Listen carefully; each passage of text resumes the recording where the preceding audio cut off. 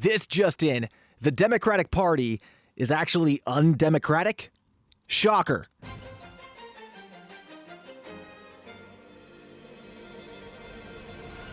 Are we really surprised? Welcome back to the channel. Like, subscribe, do all the good stuff. I need some kind of validation. But man, the Democrats have lost the script. Florida Democrats plan to cancel presidential primary and raging Dean Phillips campaign. This coming from Politico. So that's it. No vote, just an authoritarian sock puppet propped up trying to convince you Bidenomics is actually working. Come on, man. Despite what corporate news will have you believe, Joe Biden is not the only Democrat in this race. We've also got Marianne Williamson, Cenk Uygur, and Dean Phillips, among others, all running for president as Democrats during this election. This is just insane. The most undemocratic thing you could think of. Not holding a vote coming from the party named after democracy. You can't make this up. The way the Florida primaries work is the party has to first submit the list of names that are going to be on the ballot in the state. The deadline to submit that list was November 31st, 2023, yesterday as of recording this. But the party decided that they didn't want to wait. Democrat officials went ahead and submitted the quote-unquote list a full month in advance, sending a notice to the state of Florida on November 1st that Biden was going to be the only candidate who will be on the Democrat ballot. Under state law, if a party only signs off on one candidate for the primary ballot, there is no primary. This is their workaround to make sure that Biden wins the state of Florida by default, ignoring the fact that there are other candidates in the race. Democracy. Dean Phillips entered the race a few days before that notice went out, which is pretty fishy in and of itself when you think about it.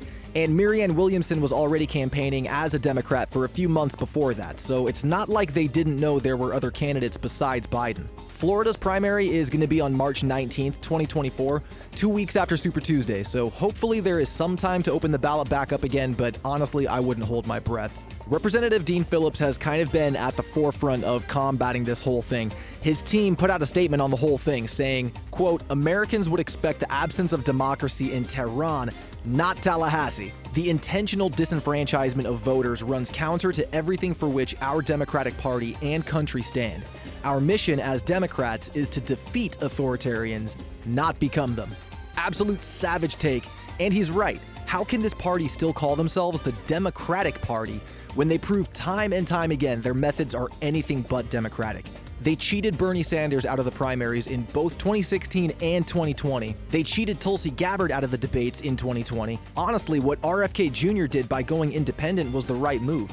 If he stayed as a Dem, even if he got 100% of the vote, you know the establishment would have magically changed the rules on him so he can't participate. That's how they rig the process. They don't change your vote, they just control who your options are. In this case, you don't get an option. As a Democrat voter in Florida, Phillips continued in his statement by calling the party's actions a, quote, blatant act of electoral corruption, and he demanded that President Biden condemns and immediately addresses the situation. Naturally, the Biden campaign hasn't made a comment yet, and I wouldn't expect them to. This only helps Biden's campaign. And of course, Nikki Fried, the chair of the Florida Democratic Party, said it was just business as usual, claiming that the party just followed the, quote, standard process that they outline on their website. She countered the complaints by saying, quote, "We are dismayed by Dean Phillips' conspiratorial and inappropriate comments, comparing the state of Florida to the Iranian regime as part of his knee-jerk reaction to long-established procedures. This is unbecoming of someone running for higher office."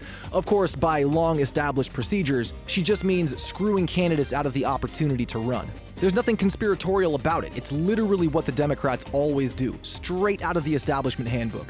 And notice the framing. Once again, there's someone speaking against the establishment, and now they're labeled conspiratorial and inappropriate, instantly trying to smear them.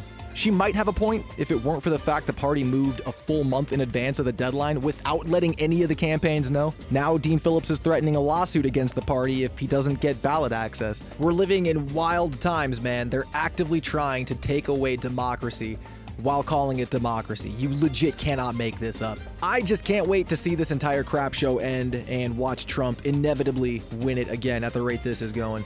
But hope you guys like this update. Consider subscribing if you're new, and I'll see you next time.